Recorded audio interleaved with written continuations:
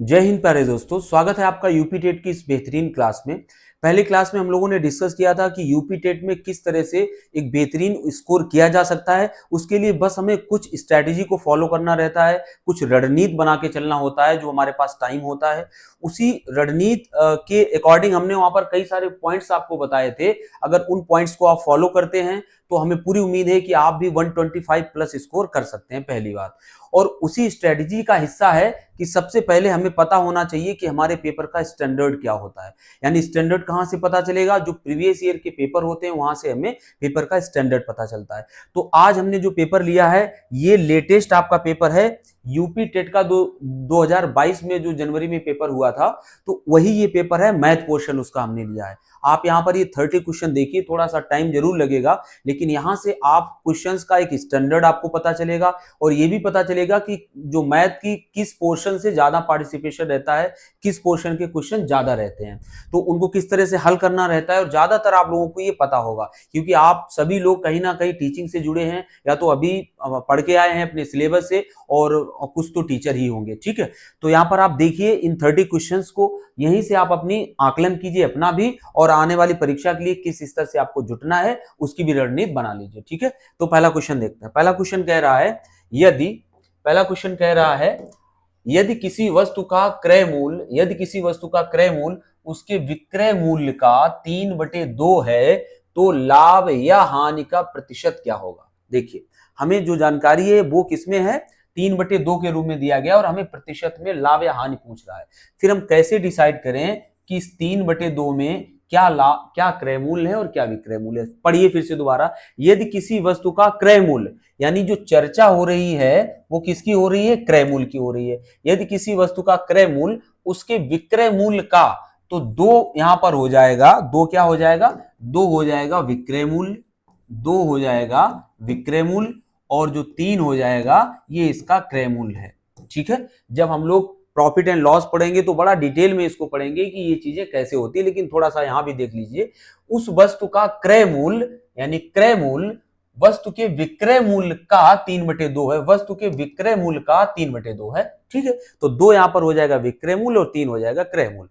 अब पूछ रहा है क्या हानि या लाभ हुआ। आप सभी को पता है जब हम लाभ या हानि को देखते हैं, तो किसके सापेक्ष देखा जाता है? हमेशा क्रय मूल्य के सापेक्ष देखा जाता है। किसके सापेक्ष देखा जाता है? क्रय मूल्य के सापेक्ष देखा जाता है। तो यहां पर देखिए जरा, अगर कोई चीज 3 रुपए की खरीदी गई, और उसको 2 रुपए में बेचा जाता है, तो उसको क्या हुई है? हानि हुई है। उसको क्या हुआ है? हानि हुई है। और कितने रुपए की हुई है? मान लीजिए 1 रुपए की हुई है। भिन्न दिया है तो हम 1 मान लेते हैं, क्योंकि 3 की खरीदी 2 की बेची, तो 1 की यहां पर उसको लॉस हुआ है। और किस पर हुआ है? तो लॉस हमेशा किस पर देखा जाता है, या हानि हमेशा किस पर देखी जाती है? क्रय मूल्य पर। तो क्रय मूल्य कितना था? 3। और प्रतिशत में वो पूछ रहा है ना कितने प्रतिशत हुई, तो प्रतिशत के लिए आप कितने का गुणा करते हैं? 100 का गुणा करते हैं। यानी आपका जो बनेगा वो 100 डिवाइडेड बाई 3 बनेगा, और आपको अच्छी तरह पता है कि इसका मान कितना होता है? 33 सही 1/3% की उसको क्या हो जाएगी? हानि हो जाएगी, लाभ तो होगा ही नहीं। ठीक है, तो यही हमारा आंसर हो जाएगा 33 सही 33.33% की क्या हो जाएगी? उसको हानि हो जाएगी। ठीक है, तो पहला क्वेश्चन हो गया। नेक्स्ट क्वेश्चन देखते हैं हम लोग। एक खंबे का 4/7 हिस्सा, ये कितनी बार टेट में पूछा गया है कि खंबा एक होता है, उसका कुछ भाग कीचड़ में दिखाया जाता है और बचे भाग को, तो इस तरह से रिलेटेड आप देखना पीछे 2-3-4 बार ऐसा क्वेश्चन पूछा गया है। तो क्या क्वेश्चन है? एक खंबे का 4/7 हिस्सा कीचड़ में है, तो कोई खंबा होगा उसका 4/7 हिस्सा कहां होगा? कीचड़ में होगा। ठीक है, कीचड़ में है, कीचड़ में धंसा है, और जब इसका 1/3 भाग बाहर खींचा जाता है, यानी जो कीचड़ में है उसका 1/3 भाग, तो ये कीचड़ में है, इसी का 1/3 भाग कहां खींचा जाता है? बाहर खींचा जाता है, तो 8 मीटर खंबा अभी भी बच जाता है। तो अभी भी खंबा कितना बच जाता है? 8 मीटर। तो हम कह सकते हैं कि माना पूरा खंबा था, अगर बेसिक से लगाएं, माना पूरा खंबा कितने मीटर का था? x मीटर का था। तब इसके अकॉर्डिंग क्या बनेगा जाके? एक खंबे का 4/7 हिस्सा कीचड़ में है, तो कीचड़ में कितना जाएगा? 4/7x, ये कीचड़ में चला जाएगा। ठीक है, हिस्सा कीचड़ में धंसा है, और जब इसका 1/3 भाग बाहर खींचा जाता है और इसी का 1/3 भाग, तो तो इसका 1/3 कितना हो जाएगा, 4/7 x का 1/3, यही तो हो जाएगा। बाहर खींचा जाता है तो 8 मीटर खंभा अभी भी कीचड़ में धंसा रह जाता है। पहले ये कीचड़ में था, अब इसी का 1/3 बाहर खींच लिया गया, तो अभी भी अंदर कितना बच जाता है, 8 मीटर बच जाता है। फिर से समझ लीजिए, कीचड़ में कितना था, 4/7 x, पूरा हमने x माना था तो उसका 4/7 कीचड़ में था ना, तो 4/7 x कीचड़ में था। अब क्या किया जाता है, ये जो कीचड़ में था इसका 1/3 खींचा गया, तो 1/3 कितना हो जाएगा, क्योंकि हमें पता तो है नहीं, तो इसी 4/7 x का 1/3 निकाल लेंगे। आप गुणे में मान लीजिए इसको, 1/3 निकाल लेंगे। अगर इसको हम इससे घटाते हैं, मतलब जो पूरा कीचड़ में था उससे निकाला हुआ कीचड़ में घटाते हैं, जितना अभी हमने बाद में निकाला 1/3, तब भी वो कितने मीटर अंदर बच जाता है, 8 मीटर बच जाता है। तो पूछ रहा है पूरी माप क्या होगी खंबे की। अब आप इसको आराम से लगा सकते हो, किस तरह से, जैसे 4x/7 माइनस कितना हो जाएगा, 4x अपॉन और साथियों 21, ठीक है, और बराबर किसके कर दोगे आप, 8 के बराबर कर दोगे इसको। अब यहां से आप देख लीजिए, 21 नीचे आ जाएगा और ये कितना हो जाएगा, 7×3 21, 4×3 12x और minus 4x is equal to 8। अब यहां से देखिए 12 से कितना बचेगा, 8x/21 बराबर 8, 8 से 8 कट जाएगा तो x का मान कितना आ जाएगा, 21 मीटर। यानी खंबे की कुल जो लंबाई होगी वो कितनी होगी, 21 मीटर। ये तो था बेसिक तरीका, अगर किसी को शॉर्ट नहीं लगाना है तो वो बेसिक तरीका को यूज कर सकता है। दूसरा, आप इसको बाई ऑप्शन लगाइए। कैसा लगाइए, आप इसको बाई ऑप्शन लगाइए और बहुत सेकेंड्स में ये लगेगा। कैसे, देखिए एक खंबे का 4/7 हिस्सा कीचड़ में धंसा है, तो देखिए बेस में 7 है, तो यानी वो खंबे की जो पूरी, अब यहां पर आप थोड़ी देर के लिए इसको अगर हम हटा दें, थोड़ी देर के लिए यहां हटा दें, एक सेकेंड आप देख ही लीजिए इसको। जब भी कोई चीज बटे में लिखी होती है, जब भी कोई चीज कैसी लिखी होती है, बटे में, 4/7 है तो ये बटे में लिखी है, इसमें मतलब होता है कि 7 वो पूरा है और 4 वो कीचड़ में है। इसका ये मतलब होता है। क्या मतलब होता है, ये इसका शॉर्ट तरीका है, देख लीजिए इसको।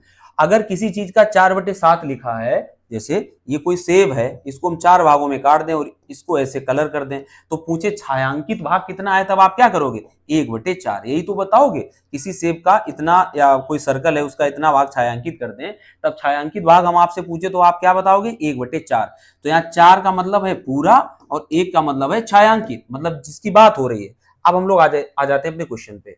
4/7 कीचड़ में है, तो कीचड़ में कितना हो जाएगा, कीचड़ में हो जाएगा 4 और पूरा कितना हो जाएगा, 7। यानी 7 अगर पूरा होगा तो यहां पर जो भी मान 7 से डिविजिबल होगा वही उसका उत्तर होने की संभावना है। तो 7 का एक ही मान है 21 जो डिविजिबल है, तो आप 21 को लेके इसको लगा के सेटिस्फाई कर लीजिए। 4/7, तो 21 का 4/7 कीचड़ में है, तो 7×3 21, 4×3 12, कितना कीचड़ में हो जाएगा, 12। अब वो कह रहे हैं इसका 1/3, और जब इसका 1/3 बाहर खींच लिया जाता है, यानी 12 का 1/3, सॉरी 1/3, तो 3×4 12, यानी बाहर कितना खींचा जाता है, 4 मीटर, तब भी कितना बच जाता है, 8। तो 12 था कीचड़ के अंदर और इसका 4 खींच लिया गया, तब भी कितना बच गया, 8। यानी ये कंडीशन हमारी किससे सेटिस्फाई हो रही है, 21 से सेटिस्फाई हो रही है। तो आप आराम से इसको शॉर्ट तरीके से भी लगा सकते हो, आपको ये सब एक्स मानने की जरूरत नहीं है, ठीक है। तो आई थिंक ये इस पे हमने इतना टाइम इसलिए दे दिया क्योंकि क्वेश्चन आप मान के चलिए इंपॉर्टेंट क्वेश्चन है ना। तो चलिए नेक्स्ट क्वेश्चन पे चलते हैं। अगला क्वेश्चन कह रहा है पाई क्या है। देखिए पाई के बारे में पूछा जा रहा है कि पाई कैसी संख्या है, परिमेय संख्या है, पूर्णांक है, अभाज्य संख्या है या अपरिमेय संख्या है। तो पाई कैसी संख्या है, अपरिमेय संख्या है।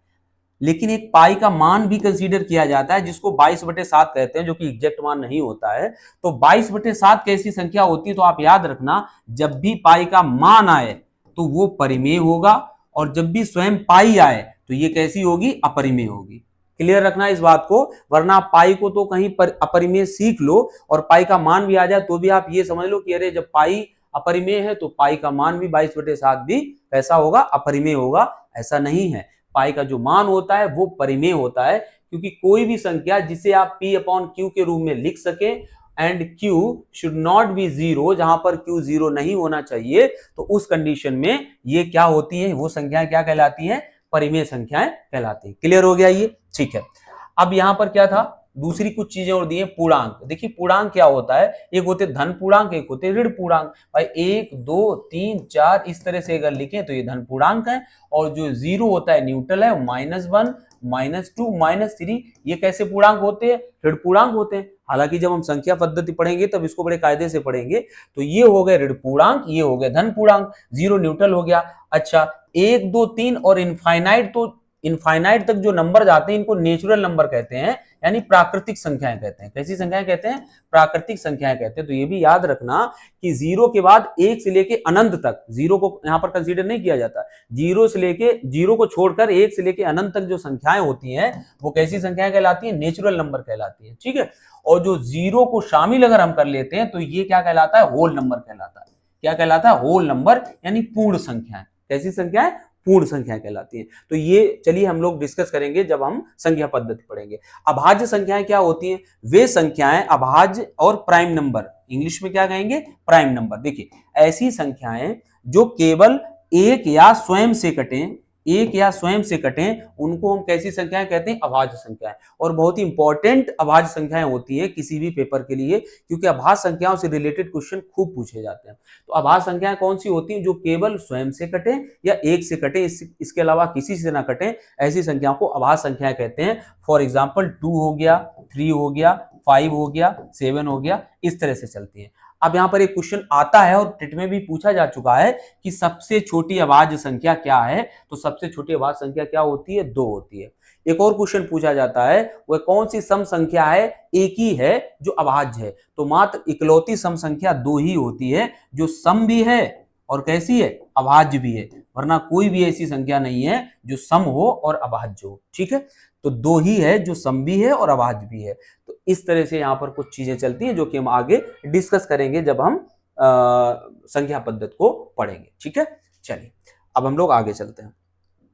आगे क्या है, यदि a/3 कह रहा है a/3 is equal to b/4 is equal to c/7 हो, तो हमसे पूछ रहा है a plus b plus c divided by c।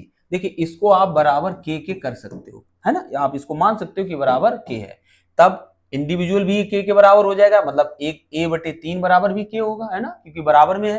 तब हम कह सकते हैं केवल a का मान हमें चाहिए हो तो a बराबर क्या हो जाएगा, 3k हो जाएगा ना, 3k। और यहीं से b बराबर क्या हो जाएगा, ये 4 उधर चला जाएगा यानी 4k, और c बराबर क्या हो जाएगा, 7k।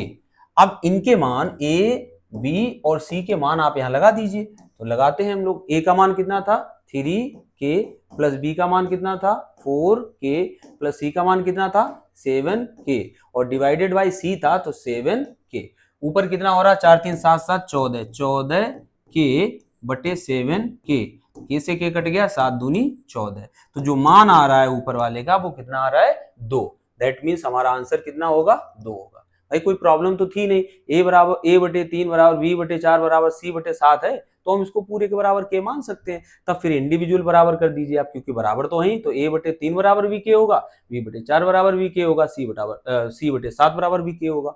और जो इनके abc के मान आए, जो abc के मान है वो हम यहाँ पर लगा देंगे, तो इसमें ऐसी कोई दिक्कत है नहीं। ठीक है, चलिए नेक्स्ट क्वेश्चन देखते हैं। एक वर्ग का क्षेत्रफल जिसकी एक भुजा, देखिए वर्ग क्या होता है, जिसकी चारों भुजाएं कैसी होती हैं, बराबर होती हैं। एक वर्ग का क्षेत्रफल जिसकी एक भुजा 8 है, तो ये 8 सेंटीमीटर है। ठीक है, तो इसका क्षेत्रफल क्या हो जाएगा, एरिया क्या हो जाएगा, 8 × 64। भाई वर्ग का क्षेत्रफल क्या होता है, ये तो पता होगा आपको, वर्ग का क्षेत्रफल बराबर होता है भुजा स्क्वायर, क्या होता है, भुजा का वर्ग होता है। वर्ग का क्षेत्रफल क्या होता है, भुजा का वर्ग, तो इसका क्षेत्रफल कितना हो जाएगा, 8 × 64। क्या कह रहा है आगे, दूसरा देखिए, एक वर्ग का क्षेत्रफल जिसकी एक भुजा 8 सेंटीमीटर है उस आयत के क्षेत्रफल के बराबर है, और इसका जो क्षेत्रफल है यानी इसका जो एरिया है वो उस आयत के एरिया के बराबर है। और आयत क्या होता है, जिसकी आमने सामने की भुजाएं बराबर होती हैं, और वर्ग क्या होती है, जिसकी चारों भुजाएं बराबर होती हैं और इसकी आमने सामने की भुजाएं बराबर होती हैं। ठीक है, और चारों जो कोण होते हैं वो 90-90 डिग्री होती है। हम आपको ज्यामिति में और 2D फिगर में पढ़ाएंगे, बड़े कायदे से बताएंगे। ठीक है, चलिए फिलहाल हम लोग क्वेश्चन पे चलते हैं, वरना अगर इनकी डिटेल में चलेंगे फिर 30 क्वेश्चन होना मुश्किल हो जाएगा। देखिए, एक वर्ग का क्षेत्रफल जिसकी एक भुजा 8 सेंटीमीटर है उस आयत के क्षेत्रफल के बराबर है जिसकी लंबाई 16 है, तो इसकी लंबाई कितनी दी जा रही है, 16 सेंटीमीटर। और इनका एरिया बराबर है, यानी इसका भी एरिया कितना होगा 64 होगा, है ना। जब इसका 64 है तो इसका भी 64 होगा।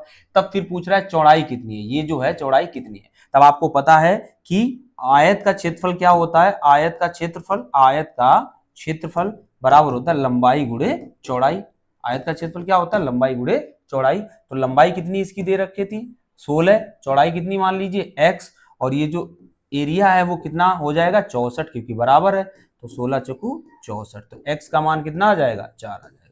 यानी इसकी जो चौड़ाई होगी वो 4 सेंटीमीटर होगी, किसकी, इस वाले आयत की। ठीक है, तो यहाँ तक कोई दिक्कत नहीं है, बहुत सिंपल क्वेश्चन था, कक्षा 3-4 का सवाल था ये। इसको देखिए, ये थोड़ा सा अच्छा क्वेश्चन है, ये थोड़ा सा अच्छा है, और इसको समझ के चलना। क्या है क्वेश्चन कह रहा है 10 की power 3x is equal to दिया है 125। ठीक है, तो हमसे जो पूछ रहा है वो कह रहा है 10 की पावर -2x का मान क्या होगा, ये हमसे पूछ रहा है। ये क्वेश्चन दिया और हमसे ये पूछ रहा है। चलिए देखते हैं क्या कह रहा है।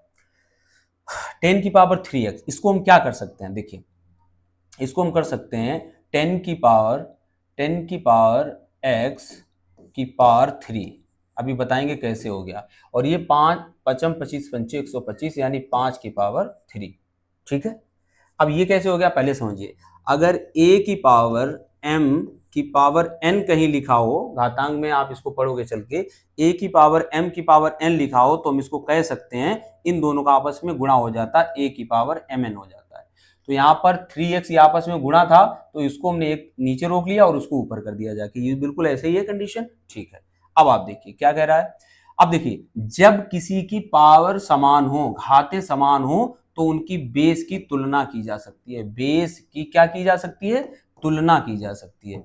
और अगर किसी के बेस समान हो तो घातों की तुलना की जा सकती है ना, वाइस वर्सा रहता है। अगर किसी की घातें समान है तो हम बेस की तुलना कर सकते हैं, अगर बेस समान है तो घातों की तुलना कर सकते हैं। तो बेस की तुलना करने पर क्या हो जाएगा, 10 की power x is equal to कितना आ जाएगा 5।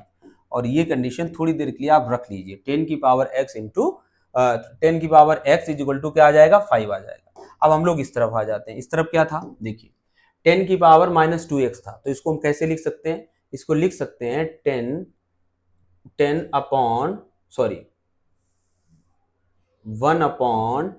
की पावर।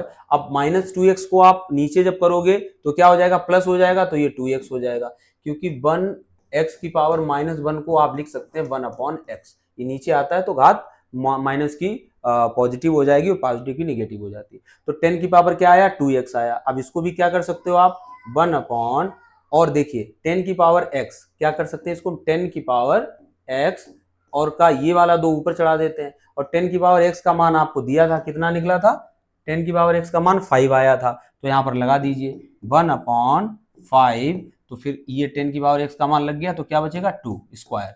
तो मान हमारा कितना आ जाएगा 1/25, और यही हमारा क्या हो जाएगा, आंसर हो जाएगा। तो 1/25 यानी बी ऑप्शन सही हो जाएगा इसका। ठीक है, चलिए नेक्स्ट क्वेश्चन देखते हैं। अगला क्वेश्चन क्या कह रहा है, अच्छा क्वेश्चन है, देखते हैं। एक वर्ग और एक समबाहु त्रिभुज। समबाहु त्रिभुज क्या होता है, जिसकी तीनों भुजाएं और तीनों कोण समान हो, उसे हम समबाहु त्रिभुज कहते हैं। √3/4 भुजा स्क्वायर इसका क्षेत्रफल निकालने का फॉर्मूला होता है। कि एक भुजा उभयनिष्ठ है, वो कह रहा है एक वर्ग बनाइए, तो हमने लो वर्ग बना दिया, हमने ये वर्ग बना दिया। और कह रहे हैं एक समबाहु त्रिभुज भी बनाइए और इसकी एक भुजा उभयनिष्ठ करिए। उभयनिष्ठ का मतलब होता है कॉमन, तो हमने एक भुजा इसकी कॉमन कर दी, और वो भुजा कौन सी है, ये वाली, ये कॉमन है। ये कैसी है, ये कॉमन है। ठीक है, कॉमन है। त्रिभुज की भुजा की जो लंबाई है वो 4/3 सेंटीमीटर है। त्रिभुज की भुजा की लंबाई, इसकी जो लंबाई है वो 4/3 सेंटीमीटर है। तो आकृति का परिमाप, आकृति का क्या चाहिए, परिमाप चाहिए। अब आप हमें ये बताइए परिमाप क्या होता है, आप सभी जानते होंगे, ऐसा कोई यहाँ नहीं होगा जो परिमाप ना जानता हो। कोई भी आकृति है उसका परिमाप होता है उसकी चारों तरफ की बाहरी जो भुजाएं हैं, उन भुजाओं का, उनकी भुजाओं की लंबाई का योग ही उसका परिमाप होता है। तो यहाँ पर जो भी आकृति बन रही हो, ये जो भी आकृति आपके सामने दिख रही हो, 1 2 3 4 पंचभुजी आकृति दिख रही है, तो यहाँ पर 5 भुजाएं ही काउंट की जाएंगी, ये भुजा काउंट नहीं की जाएगी। तो बाहरी भुजाओं का योग होता है। तो बाहरी भुजा, तो अगर ये 4/3 और समबाहु त्रिभुज है तो ये भुजा भी कितनी हो जाएगी, 4/3। अब क्योंकि इसकी एक भुजा तो इस वर्ग की भुजा है, तो यानी ये भी वर्ग की भुजा कितनी होगी, 4/3। तब फिर वर्ग की भी सभी भुजाएं कितनी हो जाएंगी, 4/3, ये भी 4/3 और ये भी 4/3। तो हमें कितने 4/3 मिलेंगे, 1 2 3 4 5, यानी 5 में गुणे 4/3, तब कह सकते हैं 20/3। तो यानी 16, 6 सही क्या आ जाएगा, 6 सही 2/3, यही उत्तर आ जाएगा, 6 सही 2/3। कहीं आंसर है ये, 6 सही 2/3 सेंटीमीटर क्या हो जाएगा, 6 सही 2/3 सेंटीमीटर आकृति का परिमाप हो जाएगा। तो सिंपल था, बट थोड़ा सा उसने कैसे किया है, घुमा के किया है। देखिए हम आपको फिर से बता देते हैं, सीडीपी की इतनी बेहतरीन क्लासेस मिलेंगी, अगर आप एक क्लास भी अटेंड करोगे तो आपका मन नहीं मानेगा और आप आगे की सभी क्लासेस अटेंड करोगे। एनवायरमेंट हम पहले ही बता चुके हैं, चैनल पे क्लास शुरू हो चुके हैं, और उनके बारे में, सर के बारे में बताया कि एनवायरमेंट साइंस से वो एमएससी एमफिल है। That means you can understand easily कि what will be the level of his teaching, ठीक है।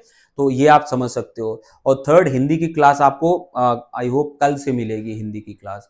तो सभी चीजें हो, मैथ तो आप देख ही रहे हो, यहीं के बाद सीधा हम चैप्टर पे आ जाएंगे, नंबर सिस्टम पे आ जाएंगे, ठीक है। तो चीजें बिल्कुल आपको स्मूथ वे में मिलेंगी, जैसा कि स्ट्रैटेजी वीडियो में हमने आपको बताया है कि 3 महीने में कोर्स कंप्लीट होना चाहिए, हर हाल में 3 महीने में, विद इन 3 मंथ्स कंप्लीट होना चाहिए। And we have surplus 1 month for revision, for marathon, for mock test and other things. तो 1 मंथ हमें सरप्लस में रहना चाहिए, बहुत सारी चीजें होती हैं उसको करने के लिए, ठीक है।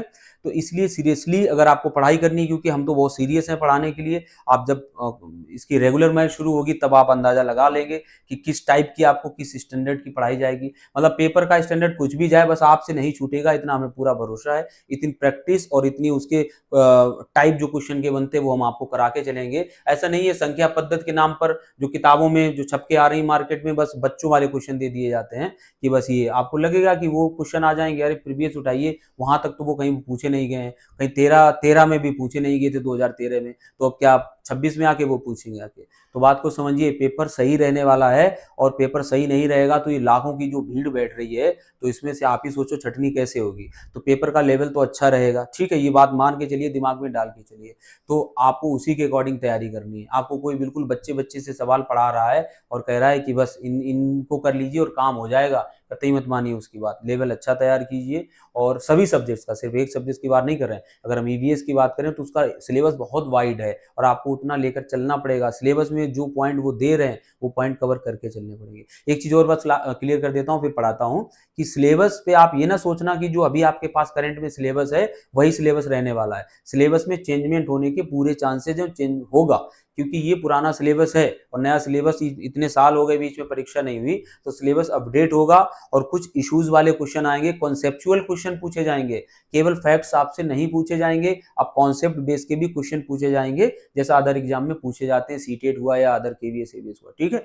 तो वैसे क्वेश्चन बनने की पूरी उम्मीद है। इसलिए ये जो सिलेबस है इसको आप पूरा ये मत मानिए कि यही अल्टीमेट सिलेबस है, बेसिक चीजें नहीं बदलेंगी, इसीलिए इसको स्टार्ट कर दिया है। लेकिन ऐसा भी नहीं है कि कुछ भी नहीं बदलेगा, थोड़ा बहुत तो जरूर बदलेगा, और वो आराम से हम लोग कर भी ले जाएंगे, ठीक है। तो चलिए शुरू करते हैं। तो ये आंसर इसका हो गया। नेक्स्ट क्वेश्चन देखिए, क्वेश्चन है, यदि दो संख्याओं का अंतर, कितनी बार ये परीक्षाओं में क्वेश्चन पूछा गया है, यदि दो संख्याओं का अंतर तथा उनका गुणनफल क्रमशः, दो संख्याओं का अंतर मतलब x माइनस वाई दिया है 5, और उनका गुणनफल यानी x इंटू वाई दिया है 36 दिया है, तो पूछ रहा है उनके व्युत्क्रमों का अंतर क्या होगा। पहले तो किसी संख्या का व्युत्क्रम जान लीजिए। a का व्युत्क्रम होता है 1/a। अगर हम व्युत्क्रम की बात करें तो a का व्युत्क्रम क्या होता है 1/a, ठीक है। तो किसी भी चीज को आप 1/, में कर देंगे तो उसका व्युत्क्रम हो जाता है, या अगर इस तरह से है, ठीक है। अब यहां पर व्युत्क्रम की बात क्या है, कह रहे हैं कि दो संख्याओं का अंतर उसने हमें दे दिया है, ठीक है, x माइनस वाई बराबर 5, और उनका गुणनफल भी दे दिया है x इंटू वाई बराबर 36। अब हमसे कह रहा है तो उनके व्युत्क्रमों का अंतर क्या होगा, ठीक है। तो देखिए व्युत्क्रमों का अंतर कैसे निकाल सकते हैं आप, इसका आप बहुत ही बेसिक, इसमें यही लगा लीजिए, कुछ भी मत लगाइए तब भी काम बन जाएगा। आप इसका यहाँ पर क्या लगा दीजिए, भाग लगा दीजिए, ठीक है, क्या लगा दीजिए, भाग लगा दीजिए। तो पूरे में आप भाग लगाइए x इंटू वाई का, और इधर लगाइए 5/36। बिल्कुल शॉर्ट ट्रिक है इसकी। अब इसमें क्या हो जाएगा, x upon x by minus by upon x by बराबर 5/36। उत्तर तो आपका आ ही चुका है। अब देखिए x से x कट गया, बाई से बाई कट गया, इधर क्या आया 1/बाई माइनस 1/x, इधर आया है 1/बाई माइनस 1/x, और इधर कितना आया है 5/36। 5/36, यही हमारा उत्तर हो जाएगा। उनके व्युत्क्रमों का देखिए, ये था उनका अंतर, और उनके व्युत्क्रमों का अंतर क्या हो जाएगा 5/36, और हमारा उत्तर आ जाएगा 5/36। तो इसको आप इस तरह से कुछ नहीं करना है, बस भाग लगा देना है और आपका आंसर आ जाएगा। ठीक है, तो चलिए नेक्स्ट क्वेश्चन पे चलते हैं हम लोग।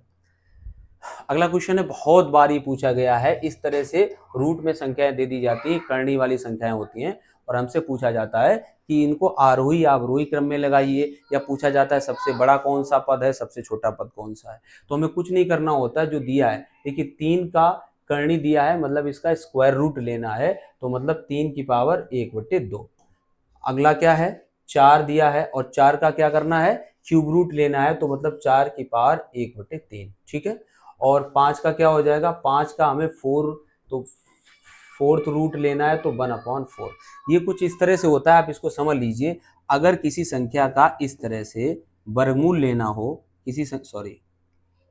अगर किसी संख्या का वर्गमूल, क्योंकि यहाँ तो गुणे में संख्या होती है, किसी चीज का वर्गमूल लेना हो, तो आप इसको कह सकते हैं 4 की घात 1/2। इसको इस रूप में लिखा जा सकता है, और इसका मान भी कितना आ जाएगा 2। इस 4 को क्या लिख सकते हैं, 2 की घात 2, और जो ऊपर था वो तो है ही, 2 से 2 कट जाता है, और आपको पता है 4 का वर्गमूल कितना होता है 2। ठीक है, तो ये सिंपल है, बाकी आप इसको चैप्टर में पढ़ेंगे। नेक्स्ट यहाँ पर हम लोग देखते हैं, अब ये जो घाते हैं इनका अगर हम एलसीएम लेते हैं, तो कितना आएगा, 12 आएगा। 12 आएगा, तब आप 12 का सब में गुणा कर दीजिए, तो 3 की पावर यहाँ 12 का गुणा करेंगे, यहाँ पर भी 12 का गुणा करेंगे, यहाँ पर भी 12 का गुणा करेंगे, तो ये 2 कितनी बार जाएगा, 6 बार जाएगा।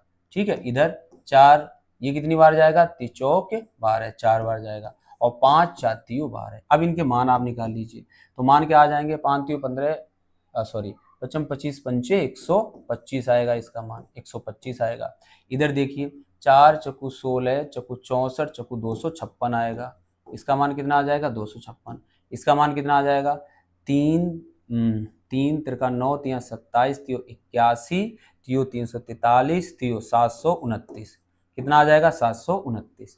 तो ये कुछ हमारे मान आएंगे। ठीक है, तो अब हमसे पूछ रहा है आरोही क्रम में लिखिए, तो आरोही क्रम आप बना सकते हो। ये वाली भिन्न सबसे छोटी है, ये वाली भिन्न सबसे छोटी है, ये उससे बड़ी है, और ये सबसे बड़ी है। तो ये सबसे बड़ी है, कहीं पर भी दिया हो आंसर आप लगा ही सकते हो, कौन सा हो जाएगा, ये वाली सबसे छोटी आरोही क्रम में लगाना ना, 4 5 वाली सबसे छोटी हो जाएगी, फिर 3 4, ये ऑप्शन नंबर ए हो जाएगा। ठीक है, चलिए नेक्स्ट देखिए क्वेश्चन।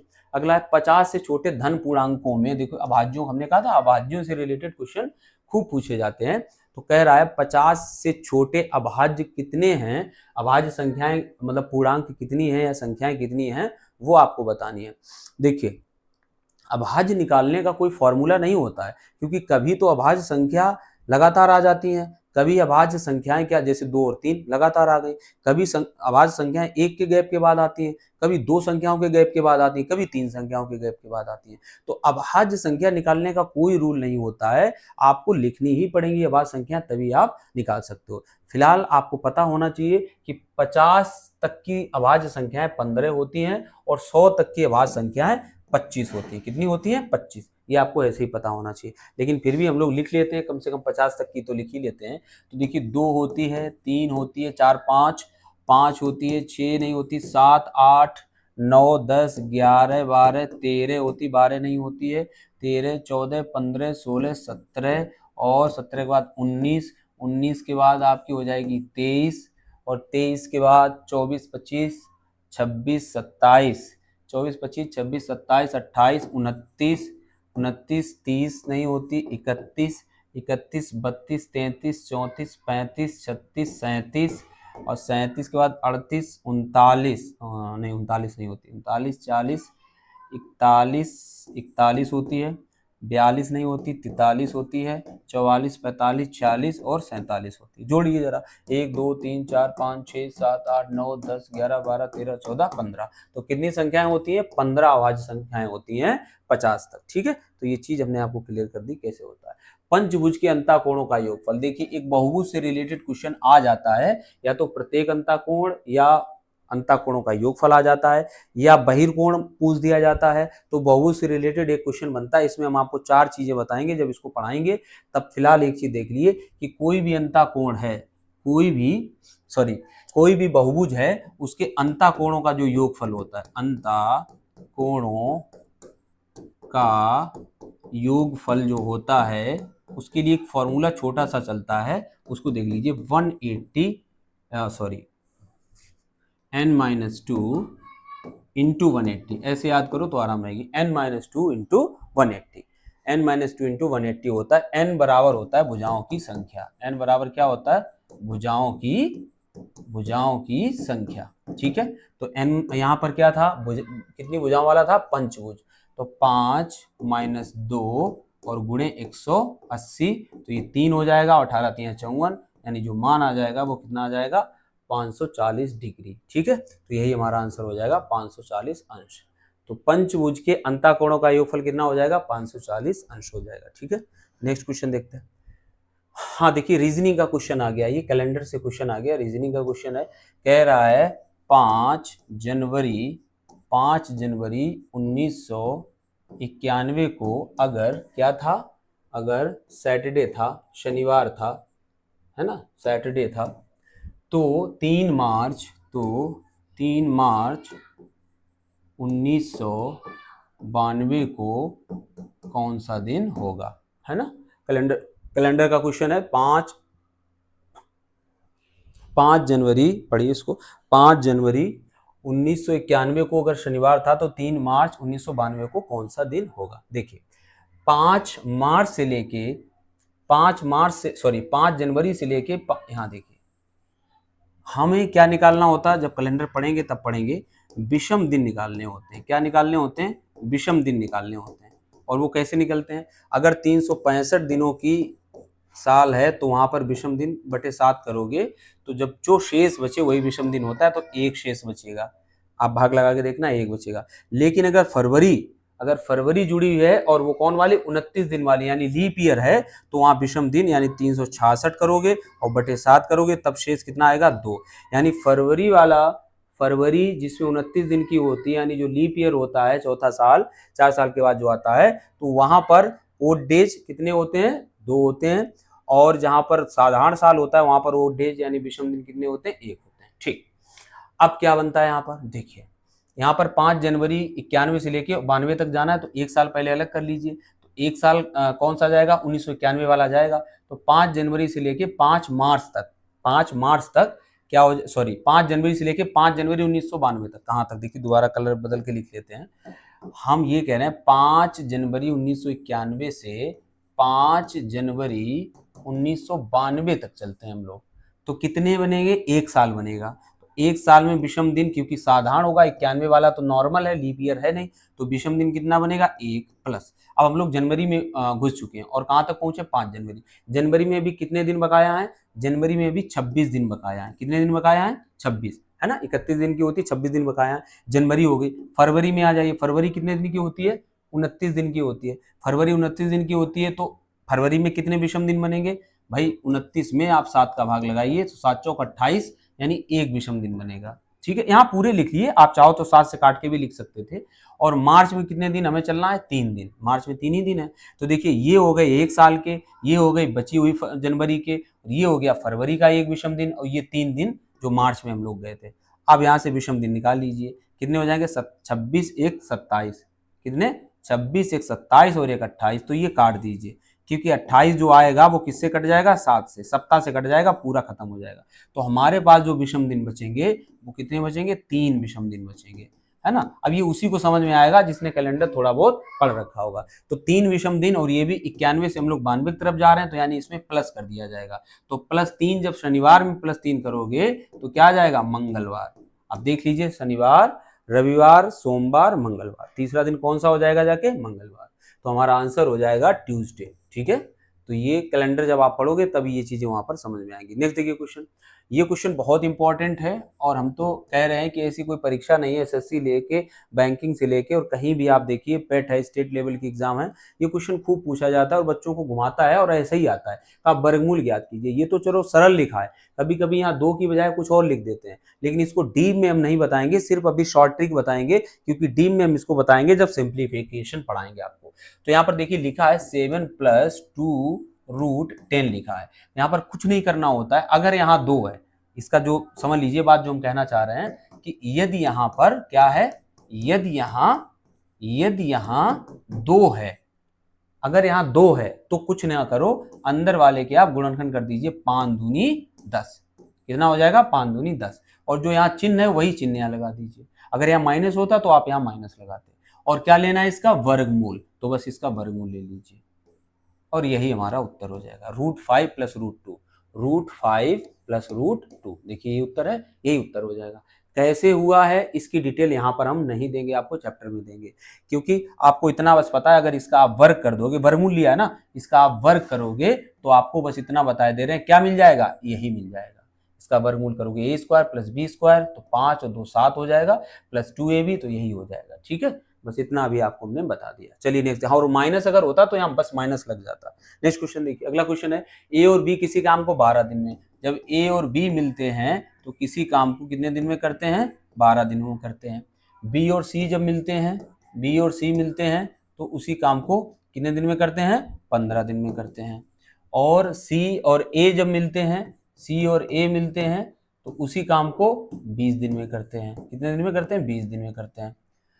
पूछ रहा है ए अकेला उस काम को कितने दिन में करेगा, ए अकेला उस काम को कितने दिन में करेगा। देखिए यहां पर देखिए, अब ए अकेला, इसको लगाने का एक ही तरीका होता है, आप कुल काम मान लीजिए, कुल काम मान लीजिए, कुल काम मान लिए, और वो हमेशा हम क्या मानते हैं, इन्हीं का एलसीएम मानते हैं। किसका, इसका एलसीएम मानते हैं। तो इसका एलसीएम कितना आ जाएगा, 60।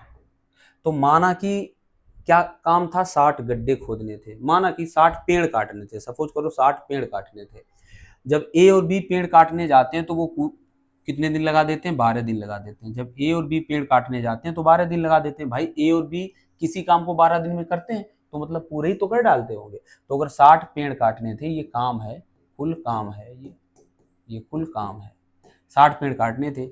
ए और बी अगर दोनों जाते हैं मिलके तो 12 दिन में काट डालते हैं, तो बताओ ये एक दिन में कितना काटते होंगे। तो ये एक दिन में जो पेड़ काटते होंगे वो काटते होंगे 12 × 5 = 60, यानी एक दिन में ये 5 पेड़ काटते होंगे। ठीक है, अच्छा एक दिन में 5 पेड़ काटते होंगे। अब देखिए दूसरा, अगर बी और सी 15 दिन में काटते हैं 60, तो एक दिन में कितने काटते होंगे, 15 × 60, 15 × 60, और ये 20, तो एक दिन में कितना काटते होंगे, 3।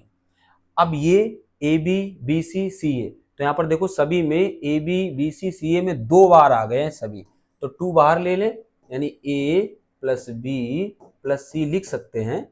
और इनके एक दिन का काम जो है वो कितना है, 5 4 9 और 3 12, कितना है, 12।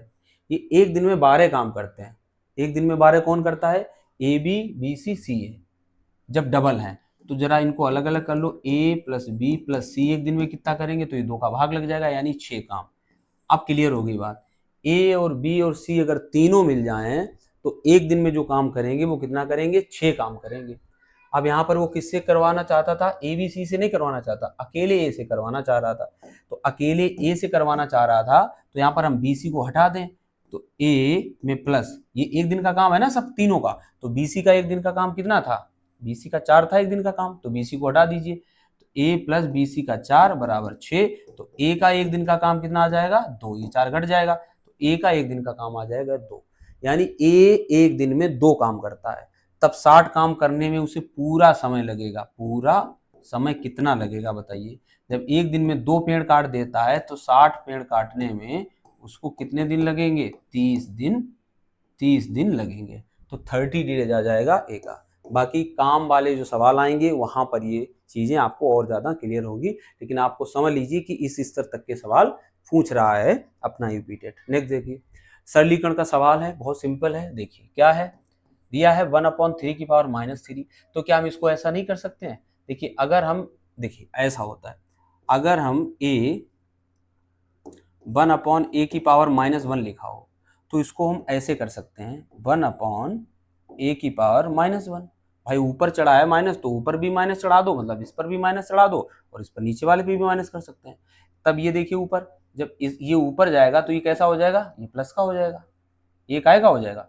प्लस का हो जाएगा, यानी 1 हो जाएगा। तो 1 से कोई लेना देना नहीं, और एक पे कुछ चढ़ा है तो उससे भी कोई मतलब नहीं। तो इसका मान कितना हो जाएगा? a। मेरा मतलब है अंश की चीज हर में जाने पर और हर की चीज अंश जाने पर चिन्ह बदल जाता है ऊपर वाली घात का। तो 1/3 को हम क्या कर सकते हैं? 3 की पावर कितना कर सकते हैं? 3 कर सकते हैं। यहाँ नीचे चढ़ेगी आके माइनस, फिर ऊपर जाएगी तो 3 प्लस का हो जाएगा। माइनस 1/4, तो 4 का हम क्या कर सकते हैं? स्क्वायर कर सकते हैं, 4 का स्क्वायर। अब भाग जो दिया है, ये देखिए भाग का चिन्ह है 1/4, तो इसको भी 4 की पावर कितना कर सकते हैं? -3 है तो 3 कर सकते हैं, इतना कर सकते हैं हम लोग। अब देखिए 3 त्रिका 9 तियां 27, -4 चकू 16 और बटे 4, 4 चकू 16 चकू 64 बराबर 27 से कितना गया तो 11 बचेगा, 11/64। यही हमारा आंसर आ जाएगा 11/64, ए ऑप्शन हो जाएगा। ठीक है, तो इस तरह से सिंप्लीफिकेशन के क्वेश्चन आएंगे। नेक्स्ट देखिए क्वेश्चन अगला है, एक त्रिभुज की रचना करने के लिए संभव भुजाएं। देखिए आप, कुछ लोगों को लगता होगा कि 3 भुजाएं ले लीजिए, कोई भी माप की 3 भुजाएं ले लीजिए तो त्रिभुज तो बन ही जाएगा। ऐसा बिल्कुल नहीं होता है, उसकी भी अपनी कुछ शर्तें होती हैं त्रिभुज बनने की। तो 2 शर्तें आप बस याद रखिए। पहली शर्त ये होती है कि किन्हीं भी 2 भुजाओं का योग, यानी आप किन्हीं लिखो या ना लिखो, 2 भुजाओं का योग, 2 भुजाओं का योग, 2 भुजाओं का योग हमेशा बड़ा होगा तीसरी भुजा से, हमेशा बड़ा होगा तीसरी भुजा से, पहली कंडीशन। और दूसरी कंडीशन होती है 2 भुजाओं का अंतर, 2 भुजाओं का अंतर हमेशा छोटा होता है तीसरी भुजा से। बस ये चीज फॉलो होनी चाहिए आपका, तभी त्रिभुज संभव है, अदरवाइज त्रिभुज संभव नहीं है। तो ये संभव कहां पर हो रहा है? देखिए 2 भुजाओं का योग, आप इसमें देखिए आंसर को ही देखिए सीधा, 2 भुजाओं का योग, किसी को भी 2 का योग करोगे 6 5 11, इससे ज्यादा हो रहा है। अब देखो इसके साथ इसको जोड़ो, 6 4 10, इससे ज्यादा हो रहा है कौन? अब देखो इनको जोड़ो, 5 5 4 9, इससे ज्यादा हो रहा है। फिर से ये फॉलो हो रही है, एक कंडीशन फॉलो हो गई। अब ये वाली देखो, 2 का अंतर, 6 से 5 गए, इससे 6 से 5 जो निकलेगा वो इससे छोटा निकलेगा, 5 और इसका अंतर जो करोगे वो इससे छोटा निकलेगा। 6 और 4 का अंतर 2, इससे छोटा निकलेगा। यानी हर दोनों कंडीशन को ये हर तरह से फॉलो कर रहा है, तो यही भुजाओं की संख्या होगी, बाकी नहीं हो सकती। यहाँ देखिए 3 3 6, योग इससे बड़ा होना चाहिए था, बड़ा नहीं हुआ, यानी ये संभव नहीं है। ये देखिए ये कितना लिखा 105, तो ये कीजिए 10.5, हाँ, और ये कीजिए 3.9। अब देखिए आप इसको जोड़ोगे या इससे ये घटाओगे, 10.5 से 6.5 घटाओगे तो 4 बचेगा, और जबकि 4 से छोटा बच रहा है। तो क्या है, उससे छोटा ही बचना चाहिए था, यानी कि ये भी गलत है। ठीक है, नेक्स्ट देखिए, निम्नलिखित में से कौन सी संख्या 99 से विभाजित है? देखिए जो भी संख्या 99 से विभाजित होगी वो 9 से भी विभाजित होगी, और वो किससे विभाजित होगी? 11 से विभाजित होगी। तभी वो संख्या 9 विभाजित हो सकती है। वो 9 से भी कटनी चाहिए और 11 से भी कटनी चाहिए, तभी वो 99 से विभाजित हो सकती है। ठीक है, तो यहाँ संख्याएं दी हैं। पहली देखिए, तो अच्छा हाँ, 11 से विभाजिता का नियम, अब यहाँ पर तो अपने आप में नियम ही इतने आ जाते हैं। 11 से विभाजिता का नियम ये कहता है सम स्थानों पर के अंकों का योग, सम स्थानों पर के अंकों का योग माइनस विषम स्थानों पर के अंकों का योग, विषम स्थानों पर के अंकों का योग बराबर 0 हो, 11 हो, 22 हो। ऐसा अगर कुछ होता है तो वो संख्या 11 से कटेगी, तब ये 11 से विभाजित होगी। 11 से कैसी होगी? विभाजित होगी। अब इसको सरल भाषा में समझिए, सम स्थानों पर के अंकों का योग, ये यहाँ से हटा दें, उतना लिखा रहने दें। इधर देखिए, इसको देखिए 11 4 3 4 5। अब देखिए सम स्थानों पर के अंकों का योग, सम स्थान क्या होता है? दूसरा, चौथा और छठा, ये सम स्थान होते हैं, दूसरा चौथा छठा, इनका योग करिए 4 4 8 1 9, कितना आया 9। अंतर किसके साथ करना है, अंतर देखिए, अंतर किसके साथ करना है, विषम स्थानों, पहला तीसरा पांचवा, 5 3 8 1 9 9। अगर इनका डिफरेंस 0 आ रहा है तो ये संख्या 11 से विभाजित होगी। मेरे कहने का ये मतलब था, ये 11 से विभाजता का नियम है। डिटेल में फिर से अगेन वही कहना चाहूंगा संख्या पद्धति में। 9 से विभाजता कहती है कि अंकों का योग, अंकों का योग और 9 से कटना चाहिए। अंकों का योग किससे कटना चाहिए, 9 से। तो देखिए 1 2 और 4 2 6, 6 7 6 3 9, 9 4 9 4 13, 13 और 5 18 और 9 दूनी 18, यानी ये संख्या जो है वो 11 से भी कटती है और 9 से भी कटती है, अतः ये संख्या 99 से भी कटेगी। ठीक है, तो यही हमारा आंसर हो जाएगा। बाकी डिटेल में हम लोग आगे देखेंगे। नेक्स्ट देखिए, का महत्तम समावर्तक। देखिए भिन्न का अगर महत्तम समावर्तक पूछा जाए तो आप अंश का मासा निकालिए, जो चीज पूछी जा रही है, और हर का लासा निकालिए। हर का क्या निकालिए, लासा, ये अंश हो गया और ये हर हो गया, बस इतना कर लीजिए आप। अगर भिन्न दी हो और उनमें आपको मासा या लासा पूछा जाए तो आप अंश का जो चीज पूछी जाए, मासा पूछा जा रहा है तो अंश का मासा निकालेंगे और हर का लासा। अगर यहाँ लासा पूछा जाता तो अंश का लासा निकालते और हर का मासा निकालते, जो चीज पूछी जाए वो ऊपर रहेगी। तो यहाँ देखिए अंश का हमें मासा निकालना है, और 14 42 और 21 का मासा सबको पता है कितना आएगा, 7, क्योंकि 7 से 14 भी कटेगा, 42 भी कटेगा और 21 भी कटेगा। और इसका लासा, लासा निकालने का तरीका क्या होता है, देखिए लासा निकालने का तरीका होता है 22 33 और 55, यही 3 है ना, इसको स्टेबल कर लीजिए, रोक लीजिए थोड़ी देर के लिए, 11 से काटिए, 11 दूनी 22, छोड़ दीजिए इसको 11 से, क्योंकि 55 भी कट रहा है 22 भी कट रहा है तो हमने 11 हटा दिया। 33 भी कट रहा है किससे, 11 से, 11 तियां 33, 55 भी 11 से कट रहा है तो इसको भी 11 को हटा दिया। अब इसमें कुछ नहीं कट रहा है, यहाँ 2 है यहाँ 3, तो 3 दूनी 6, 6 का गुणा कर दिए, 6 पंचे 30, 6 पंचे 30 और 3 33, यानी 730 आएगा। तो 7/730 ही हमारा आंसर हो जाएगा, यानी इसका महत्तम समावर्तक हो जाएगा। ठीक है, तो इस तरह से हम इसको भिन्नों में देखेंगे। नेक्स्ट देखिए, संख्या दी है 160 75, 16075 को किसी संख्या से भाग देने पर भागफल कितनी बार, ये सवाल पूछा जाता है। भागफल कितना आया है 167 तथा शेष फल 43 प्राप्त होता है, तो भाजक ज्ञात कीजिए।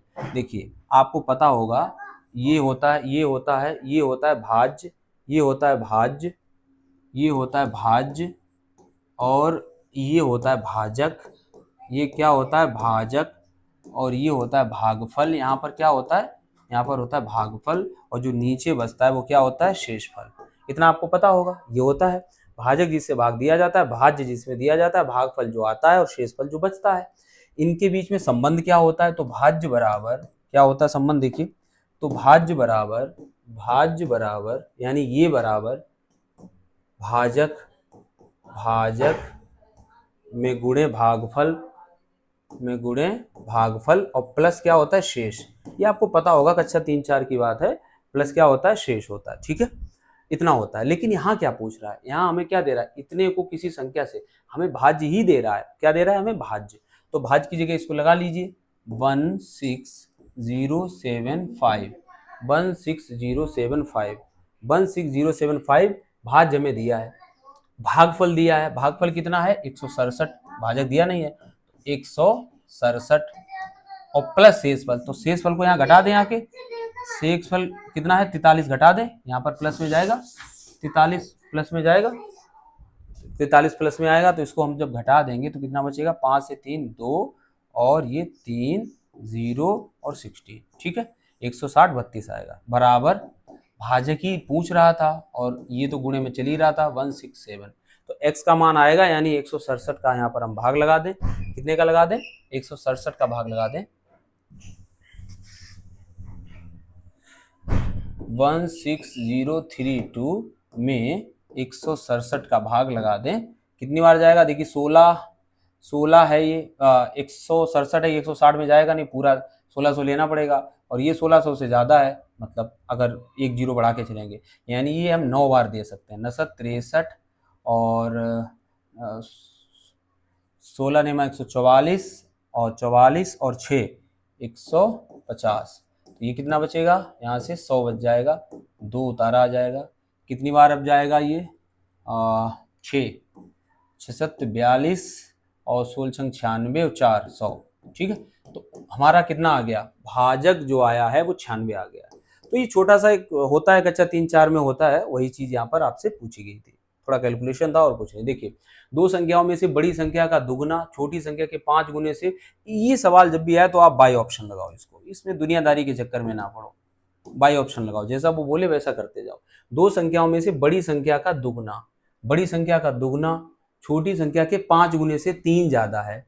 बड़ी संख्या का दुगना देखो, अगर 43 का दुगना करते हैं तो कितना आ जाएगा, 43 दूना 86, और छोटी संख्या के 5 गुने से 3 ज्यादा, 8 5 40 तो कहीं नहीं बैठ रहा है, इसका इससे भी नहीं बैठेगा। 14 का, हाँ, दो संख्याओं में से बड़ी संख्या का दुगना, तो बड़ी संख्या का दुगना 14 दून 28 हो जाएगा। 28 छोटी संख्या के 5 गुने, और 5 का 5 गुना 25 होता है, 25 से 3 ज्यादा है और ये 3 ज्यादा है, सही है। बड़ी संख्या का दुगना छोटी संख्या के 5 गुने से ये 3 ज्यादा है, तो 3 ज्यादा है। बड़ी संख्या के 4 गुने, बड़ी संख्या के 4 गुने, क्या कह रहा है ये, बड़ी संख्या के 4 गुने, तो 16 चौक सॉरी 56, हाँ, बड़ी संख्या के 4 गुने और छोटी संख्या के 3 गुने और 5 15 गुने का योग 71 है, और इनका योग 71 बन भी रहा है, यानी हमारी जो कंडीशन सेटिस्फाई हो रही वो कहाँ हो रही, थर्ड ऑप्शन पे। तो ऐसा कुछ होता है, हमेशा जरूरी नहीं है कि आप एक्स मानो या कुछ भी करो तभी आप लगा सकते हो। बहुत सी क्वेश्चन होते हैं, ये जब आप लगाने लगोगे, जब आप प्रैक्टिस करोगे, जब आपको बताया जाएगा कि किस तरीके के क्वेश्चन को बाई ऑप्शन लगाना सरल होता है या नहीं, टाइम आपका बचता है। देखिए, टाइम उतना ही है और आपको उसी टाइम में सब खेल करना है। तो अगर आप मैथ में बहुत सारा टाइम खर्च कर दोगे तो बताइए आप सीडीपी कब करोगे, जहां पर इस बार चांसेस हैं कि बहुत सारे कॉन्सेप्ट के क्वेश्चन पूछे जाएंगे। तब आप ईवीएस कैसे करोगे, तब आप पैसेज कैसे पढ़ोगे, हिंदी और अदर लैंग्वेज जो भी आपने ले रखी होगी। तो चीजें हैं, यानी कि जब भी आप कर पाओगे जब टाइम बचाओगे। टाइम मैनेजमेंट ही स्टूडेंट को ऊपर पहुंचाता है, बाकी तो पता सबको ही होता है, बस टाइम का गड़बड़ कर जाते हैं। देखिए, दिखा है 12 12 1012, कितना सरल है। मैं 12 से भाग लगाने पर शेषफल क्या आएगा, तो 12 एकन 12, खत्म, एक उतार आया, नहीं लग रहा है, फिर 0 नहीं लग रहा है, फिर 1, और 12 12 पंजे बाछू बाबा 87 84 12 अट्ठे 96, 8 बार जाएगा शायद, 96, कितना 5 2 5 चौक 48, 48 कितना बचा 4, शेष फल क्या आएगा 4। तो ये बच्चों वाला सवाल था। नेक्स्ट देखिए, 20वीं सदी के स्वशिक्षित भारतीय गणितीय प्रतिभावान कौन थे, तो जो 20वीं सदी के थे वो कौन थे, ये हमसे पूछ रहा है। तो श्रीनिवास रामानुज, श्रीनिवास रामानुज की बात करें तो ये बहुत ही महान गणितज्ञ थे हमारे देश के, जो आधुनिक गणितज्ञ हैं उनमें से श्रीनिवास रामानुज थे, तमिलनाडु के रहने वाले थे। और ये जब हमारे देश में अंग्रेज थे, ये उसी टाइम की बात है, तो तब इन्होंने किस तरह से ये ब्रिटेन गए, मतलब वहाँ पर गए, और किस तरह से वहाँ पर इनकी जो अन्य गणितज्ञ थे दुनिया के, उनसे मुलाकात होती है, और तब इनकी जो प्रमेय हैं, मतलब 3500 से ऊपर इनकी प्रमेय, सिद्ध प्रमेय थी। तो ये उन्होंने मतलब वहाँ पर वो लोग देखते हैं तो चकित रह जाते हैं कि ये मतलब इनकी जो थ्योरीज थी वो इतनी थी कि जो उस टाइम के महान गणितज्ञ थे अंग्रेजों के, उनको भी चकित करने वाली थी। तो रामानुज थे, श्रीनिवास रामानुज, वो बहुत ही बड़ा नाम है गणित के क्षेत्र में, आधुनिक गणित के क्षेत्र में। अगर हम आर्यभट्ट की बात करें तो हमारे जो जो गणित है उसमें जो पुराने गणितज्ञ हैं वो आर्यभट्ट हैं, जो ज्योतिष से गणित को रिलेट किया था इन्होंने। हरिश्चंद्र भी आधुनिक गणित के क्षेत्र में जाने जाते हैं, इनको पद्म भूषण पुरस्कार दिया गया था, तो ये भी आधुनिक गणित में ही हैं, उत्तर प्रदेश के रहने वाले थे। श्रीधराचार्य ने कार्य किया, अलजेब्रा पर कार्य किया, और इन्होंने जो है जो समीकरण होता है उसमें x का मान निकालने के लिए -b plus minus x is equal to -b plus minus b square minus 4ac upon 2a, क्या x is equal to -b plus minus b square minus 4ac upon 2a। हाँ, यही फॉर्मूला, ये किसका है, श्रीधराचार्य विद कहलाती है, तो इनका ये योगदान है। ठीक है, चलिए डिटेल में इनके बारे में हम पढ़ेंगे। नेक्स्ट देखिए क्वेश्चन, अगला क्वेश्चन है, किसी कमरे की चारों दीवारों का क्षेत्रफल। देखिए, कमरे की चारों दीवारों का जो क्षेत्रफल होता है, कमरे की चारों दीवारों का जो क्षेत्रफल होता है, दीवारों का क्षेत्रफल क्या होता है, 2 इंटू लंबाई धन चौड़ाई और गुणे ऊंचाई। ठीक है, ये होता है 2 इंटू लंबाई धन चौड़ाई गुणे ऊंचाई। बचपन में हम लोगों ने सीख रखा था। तो वो जो क्षेत्रफल है वो 660 मीटर स्क्वायर है तथा लंबाई उसकी चौड़ाई की 2 गुनी है। जो लंबाई उसकी चौड़ाई की कितनी है, 2x है, और चौड़ाई तब x होगी। सही है ना, इतना 2x और x, लंबाई उसकी चौड़ाई की 2 गुनी है। कह रहे हैं यदि कमरे की ऊंचाई 11 हो और ऊंचाई कितनी है, 11 है, तो उसकी छत का क्षेत्रफल, और 2 तो यहाँ आप लगाओगे ही, ठीक है, तो उसकी छत का क्षेत्रफल। तो 11 से काट दें, कितनी बार जाएगा, 6 बार, 0। 2 से काट दें, कितनी बार जाएगा, 30, यानी कि 2x क्या हो जाएगा, 2x यानी 3x हो जाएगा ये अंदर, बराबर 30। तो x का मान यहाँ से कितना आ जाएगा, 10 आ जाएगा। x का मान कितना आ जाएगा, 10। तब लंबाई बराबर क्या हो जाएगा, लंबाई हो जाएगी x की दूनी, है ना, 2 मानी थी ना, तो कितनी हो जाएगी 20, और चौड़ाई कितनी हो जाएगी 10। अब हमसे पूछ रहा है उसकी छत का क्षेत्रफल। छत का क्षेत्रफल बराबर क्या होता है, लंबाई चौड़ाई निकल आई है उसकी नीचे की, तो वही छत की लंबाई चौड़ाई होगी। तो छत का क्षेत्रफल क्या होता है, लंबाई गुणे चौड़ाई, यानी 20 में गुणे 10 बराबर कितना हो जाएगा, 200 हो जाएगा। 200 मीटर स्क्वायर, 200 मीटर स्क्वायर। ठीक है, चलिए नेक्स्ट क्वेश्चन देखते हैं। अगला क्वेश्चन है इकाई अंक ज्ञात करना। गुणनफल दिया है इकाई अंक। देखिए बहुत सरल क्वेश्चन ये है, लेकिन इकाई अंक में क्वेश्चन बहुत बहुत टफ बनते हैं, घातों वाले बनते हैं। 415 की घात 671 में गुणे 516 की घात 289, इस टाइप के सवाल बनते हैं, तब भी इकाई अंक निकालने को बोला जाता है, और वो भी निकलता है, वो भी सेकेंड्स में ही निकलता है। लेकिन वो बात की बात है, फिलहाल जो आपके सामने क्वेश्चन हम लोग उसको लगाते हैं। तो इकाई अंकों का गुणा करते हैं। गुणा है ना, 8 × 48 यानी 8 आएगा यहाँ पर, फिर 8 × 72 यानी 2 आएगा यहाँ पर, और 2 दूनी 4 यानी इकाई अंक कितना आ जाएगा, 4 आ जाएगा। ठीक है, चलिए नेक्स्ट देखते हैं। दिए गए आंकड़ों का माध्य अगर 4.5 है तो उसका माध्यक और माध्यक क्या होगा। देखिए माध्य अगर दिया है, माध्य दिया है, मीन दिया है, तो उसका हमसे माध्यक मीडियन पूछ रहा है, तो क्या होगा। तो देखिए माध्य बराबर होता क्या है, माध्य बराबर, ये बहुत अच्छा क्वेश्चन है, और बहुलक माध्य और माध्यिका से रिलेटेड 1 से 2 क्वेश्चन आपके पेपर में रहते हैं। यानी कि जब भी आप इसको पढ़ोगे तो इस पर ध्यान दोगे, 1 से 2 क्वेश्चन आपके जरूर पूछे जाते हैं। आप पीछे की पेपर्स उठा के देख लीजिए, आपको इस तरह के क्वेश्चन मिलेंगे। देखिए माध्य बराबर जो होता है वो होता है पदों का योग, पदों का योग बटे उनकी संख्या, बटे उनकी संख्या, ये होता है माध्य बराबर। तो पदों का योग क्या हो जाएगा, देखिए तो पदों का योग देख लीजिए कितना हो जाएगा, 7 × 5 = 12, 7 दूनी 14, 14 × 12 19, 19 × 8 = 27, 27 और 5 = 32, 4 = 36, और 36 और 6 36, और कितना 6 ही तो बन रहा है जाके ना, 36 × 6 = 42, 36 × 6 = 42, और एक x और छूट रहा है तो प्लस x, और बटे कितना जाएगा, 1 2 3 4 5 6 7 8 9 10, 10 हैं पद। और माध्य कितना दिया था, 4.5, माध्य पहले से दे रहे थे। तब हम कह सकते हैं 10 का गुणा इधर हो जाएगा, तो x बराबर, यहाँ से आगे सीधा x बराबर निकालिए, x बराबर ये 42 तो रहेगा, 42 सॉरी ये कितना हो जाएगा 45, 10 का गुणा इधर होगा 4.5 में, कितना हो जाएगा 45, और ये 42 उधर जाएगा, घट जाएगा जाके, 42 घट जाएगा जाके, तो कितना आ जाएगा, ये 3 आ जाएगा। तो x का मान यहाँ पर कितना आ गया, x का मान आ गया 3। अब हमसे पूछ रहा है इसका माध्यक क्या होगा, मीडियन हमसे पूछ रहा है माध्यक क्या होगा, कैसे निकालेंगे। तो ये माध्य निकालना आपने देख लिया, अब मीडियन निकालना देखते हैं हम लोग। कलर चेंज कर लेते हैं ताकि कोई दिक्कत ना हो। देखिए मीडियन क्या होता है, पदों को सबसे पहले पदों को आरोही क्रम में लगाते हैं हम लोग। कैसे क्रम में लगाते हैं, आरोही क्रम में लगाते हैं। तो पद देखिए क्या बनेंगे जाके आरोही क्रम, 1 2 3 3, 1 2 3 3, 1 2 3 3, 4 4 5 5, 4 5 5, 6 तो है नहीं, 7 7 8, 7 7 8, 1 2 3 4 5 6 7 8 9 10। ठीक है, जो पद हैं माध्यक हमें निकालना है, माध्यक के लिए पदों को आरोही क्रम में हमने लगा लिया है। अब माध्यक होता क्या है, माध्यक होता है बीच का पद। तो उसके लिए एक फॉर्मूला होता है, अगर n कैसा है, विषम है, अगर n विषम है तो क्या करते हैं, जो माध्यक होता है वो क्या होता है, n+1/2, n+1/2। जैसे पद मान लीजिए कितने होते हैं, 1 2 3 4 5, 1 2 3 4 5 पद हैं, तब क्या हो जाता, माध्यक क्या हो जाता, n माने 5 पद, तो 5 और 1 6, 6/2 यानी तीसरा पद। तो तीसरा पद कौन सा था, 3, तब इसका माध्यक क्या हो जाता, 3। इस बात को आपने समझा होगा।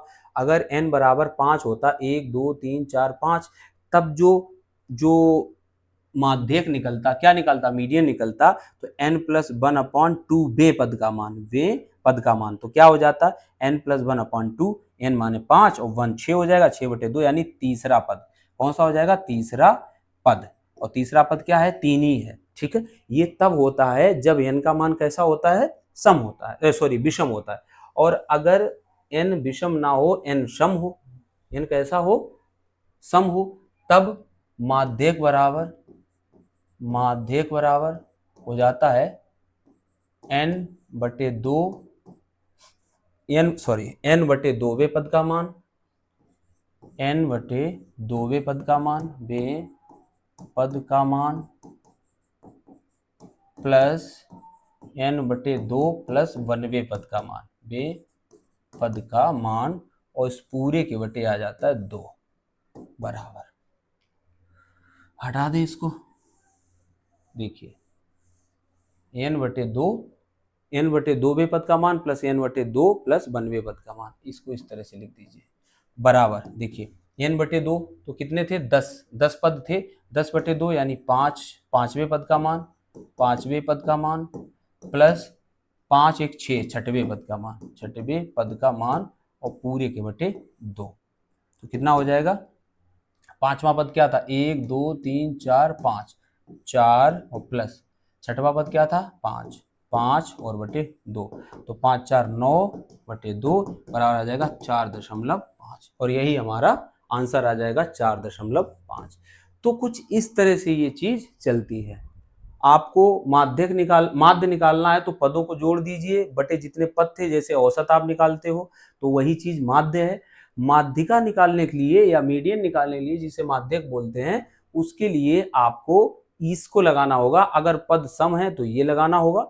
आपको बीच के बेस के लिए 2 पद लेने होते, देखिए 1 2 3 4 5 6 7 8 9 10। अब 10 में कोई बीच का है ही नहीं, 1 2 3 4 5, 5 अलग कर दीजिए, और 1 2 3 4 5, 5 ये अलग कर दीजिए। अब बताइए कोई बीच का बचा, कुछ भी बीच का नहीं बचा। तो बस आपको चाहे कुछ भी आप ना करो, पद कम दिए हो तो ये कुछ लिखना भी नहीं, ये कुछ मत लिखना, बस ये दोनों एक एक दोनों तरफ से ले लेना, उनको जोड़ करके बटे 2 कर देना, आपका उत्तर आ जाएगा, माध्यक आ जाएगा। ठीक है, तो चलिए फिर इसको देखते हैं डिटेल में कभी। नेक्स्ट देखिए, 5 सेंटीमीटर बाजू वाले घन के सभी, एक घन है उसकी एक भुजा 5 सेंटीमीटर। देखिए घन की जितनी भी भुजाएं होती हैं सब बराबर होती हैं।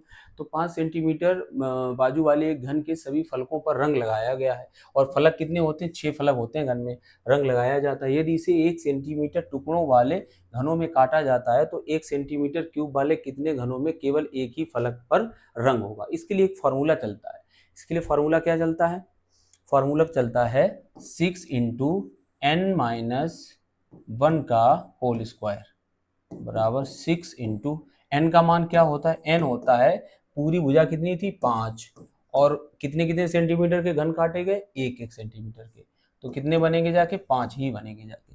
तो 5 - 1 का स्क्वायर, तो 6 × 5 से 1 गया यानी कि 4, और 4 चकू 16, तो हम गुणे में 16 कर सकते हैं, और कितना हो जाएगा, 16 छंग 96। हाँ गड़बड़ हो रहा है, n-2 होता है, n-2 का होल स्क्वायर, n-2 का होल स्क्वायर, ये थोड़ा सा फार्मूला मिस हो रहा है। तो कितना हो जाएगा, 6 × और 3 का वर्ग, तो 3 त्रिका 9 और 9 छंग 54। तो कितने घन होंगे जिनका एक फलक, एक, जिनका क्या पूछ रहा है ना, एक ही फलक पर रंग हो। तो एक फलक पर जब 3D आप पढ़ोगे तब ये आएगा, एक फलक पर रंग के लिए ये फार्मूला चलेगा। ठीक है, तो ये हो जाएगा। नेक्स्ट देखिए, अगला है सांख्यिकी में विचरण का विश्लेषण किसने किया था। तो आर ए फिशर ने किया था। जब विभिन्न मनोवैज्ञानिक हम लोग पढ़ेंगे या विभिन्न गणितज्ञ पढ़ेंगे तो वहां पर ये क्वेश्चन डिस्कस होंगे। फिलहाल इसका जो आंसर है आर ए फिशर है। न्यूटन को आप जानते हैं, लाप्लास का नियम फिजिक्स का नियम होता है, टी बराबर और पी इंटू आर, है ना, टेंशन बराबर प्रेशर इंटू रेडियस। और गाउस नामक विधि का मुख्य श्रेय क्या है? गाउस भी बहुत ही बड़े महान फिजिसिस्ट माने जाते हैं, तो देखेंगे जब हम लोग गणितज्ञों के बारे में पढ़ेंगे। नेक्स्ट देखिए क्या है, यदि अवरोही क्रमों में रखे गए आंकड़ों के दोनों छोरों से प्रेक्षण हटाए जाते हैं तो केंद्रीय प्रवृत्ति के कौन कौन से मापक प्रभावित होते हैं? देखिए आपको पता होगा, एक माध्य होता है जो अभी हमने निकाला था, यानी एवरेज होता है। एक माध्यक होता है जिसको आप मीडियन कहते हैं, जिसको हमने अभी निकाल के आपको दिखाया था। अगर समपद हो तो कैसे निकाला जाता है, विषम पद हो तो कैसे निकाला जाता है। एक बहुलक होता है, मोड होता है, जो सबसे ज्यादा बार आंकड़ों में जो संख्या अंक सबसे ज्यादा बार आता है उसको हम क्या बोलते हैं? बहुलक बोलते हैं। ठीक है, तो यहाँ पर क्या कह रहा है, कौन से मापक प्रभावित होते हैं? तो देखिए माध्य प्रभावित होता है और बहुलक प्रभावित होता है। ये दो प्रभावित होते हैं, माध्य और बहुलक प्रभावित होते हैं, माध्यक प्रभावित नहीं होता है। 1 2 3 4, हालांकि ऐसे आप लिखोगे तब तो कुछ भी नहीं प्रभावित होगा।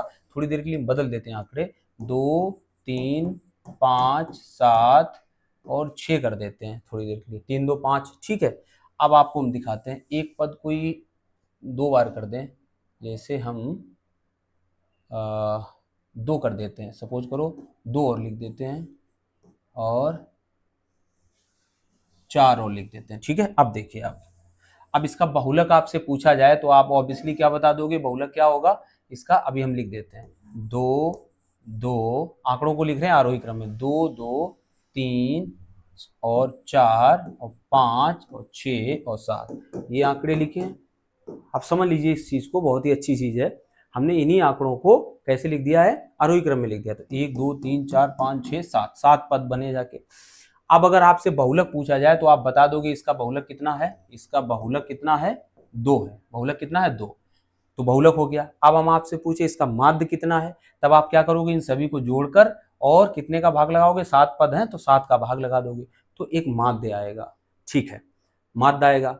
अब दूसरा इसकी माध्यिका की बात आती है, तो माध्यिका क्या होता है? बीच का पद होता है। तो 1 2 3 4 5 6 7 है, 7 पद विषम है, तो n+1/2 यानी कि 7 1 8, यानी कि चौथा पद आ जाएगा, है ना। 7 1 8 चौथा पद आ जाएगा, तो 1 2 3 4, तो माध्यिका जो होगी वो 4 ही होगी। जो माध्यक होगा वो कितना होगा? 4 होगा। ये नहीं बदलेगा, आप इसको चाहे हटा दो और इसको भी हटा दो, तब भी देखना 4 ही रहेगा। 1 2 3 4 5 पद हैं तो तीसरा पद होगा, है ना। इसको भी हटा दो, इसको भी हटा दो, तब भी माध्यिका यही रहेगी। तो मीडियन माध्यिका नहीं बदलती है, यानी कि हम ये क्या हो जाएगा? 4 हो जाएगा। ठीक है, तो क्या बदलेंगे? माध्य और बहुलक बदलेंगे। ठीक है, चलिए नेक्स्ट देखते हैं। अभी क्वेश्चन हमारे सामने है, देखिए क्या दिया है, एबीसी के मध्य बिंदु क्रमशः डी ई एफ है। देखो जब भी इस तरह का दिया जाए सवाल, मध्य बिंदु है, ये मध्य बिंदु है, देखना ये मध्य बिंदु है, डी ई एफ है, ज्ञात कीजिए निम्न में से कौन सा कथन सत्य है। तब कथन क्या सत्य होगा? देखो एबीसी के मध्य बिंदु, ये मध्य बिंदु है, तब आप ध्यान रखना इस चीज को, जो ये त्रिभुज बन रहा है और ये ऊपर वाला बन रहा है और ये बन रहा है और एक बीच में बन रहा है, ये चारों के जो क्षेत्रफल होंगे, जो एरिया होंगे, वो बराबर होंगे। क्या होंगे? बराबर होंगे। तब फिर हम कह सकते हैं कि पूरे त्रिभुज, ये जो डी ई एफ का है, त्रिभुज डी ई एफ का क्षेत्रफल जो ये दे रहे हैं बराबर एबीसी का क्षेत्रफल नहीं, क्या ये बीच वाले का, क्या बीच वाले का क्षेत्रफल पूरे के बराबर होगा? नहीं होगा, गलत है। 1/4 एबीसी का क्षेत्रफल, 1/4 एबीसी का क्षेत्रफल, ये सही है। एबीसी का क्षेत्रफल 1/4 ही होगा, 4 खंड है ना, तो ये 1/4 होगा और यही हमारा आंसर हो जाएगा। नेक्स्ट देखिए, यदि किसी दिए गए आंकड़ों का समांतर माध्य, देखिए समांतर माध्य में ए इज ग्रेटर और इक्वल होता है जी, और जी इज ग्रेटर और इक्वल होता है एच, यही होता है। तो ये जहां पर भी होगा वही हमारा आंसर हो जाएगा ए जी, ये थर्ड ऑप्शन हो जाएगा। ठीक है, बाकी श्रेणियां वगैरह जब पढ़ेंगे समांतर माध्य, धरात्मक माध्य और गुणोत्तर श्रेणी, तब इसमें आपको हरात्मक श्रेणी, गुणोत्तर श्रेणी और समांतर श्रेणी, तब इसमें वो चीजें आएंगी। ठीक है, तो हम लोगों ने ये सेशन किया, प्रीवियस ईयर का जो लेटेस्ट पेपर था सबसे यूपी टेट का, उसको सॉल्व किया है। इसी तरह से सीडीपी का भी हम लोग करेंगे, लेकिन इसी के साथ चैप्टर वाइज भी शुरू कर रहे हैं, ताकि आपका सिलेबस भी उसी स्पीड से चले। तो आपको प्रैक्टिस तो हो, लेकिन सिलेबस पीछे ना छूटे। ऐसा नहीं है कि सिलेबस को रोके रहें और हम प्रैक्टिस को चलाते रहें। तो सिलेबस भी नेक्स्ट क्लास में आपको मैथ का नंबर सिस्टम से शुरुआत होगी, बहुत ही बेहतरीन क्लास होगी। आप हमारे चैनल को सब्सक्राइब करिए, अपने फ्रेंड्स के साथ भी इसको शेयर कीजिए। पता नहीं क्या हो गया बोलते बोलते। तो और ज़्यादा से ज़्यादा जब लोग जुड़ते हैं तो और अच्छा कंटेंट बनाने के लिए हमें मोटिवेशन मिलता है। Thank you for watching.